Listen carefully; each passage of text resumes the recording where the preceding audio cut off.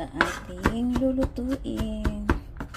Kaya kahit medyo matagal, pagtiyagaan nating dikdikin para hindi tayo para makakain tayo ng masarap at malasang pagkain para sa ating Noche Buena. Enjoy lang din natin yung paghihiwa o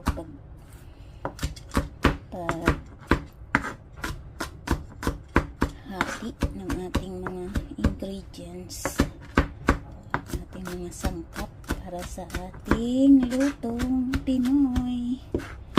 Ito yung nagpapalasa at nagpapasarap, ang mga magic.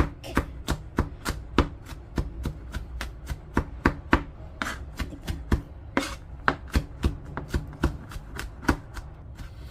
Ito yung part na napakabagal gawin, pero kung gusto mo talagang masarap, lumasa yung ating lulutuin, ay kailangan din nating magtiyagang maghanda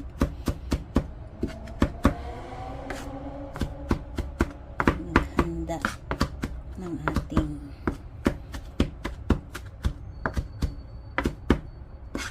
tiyaga sa paghihiwa.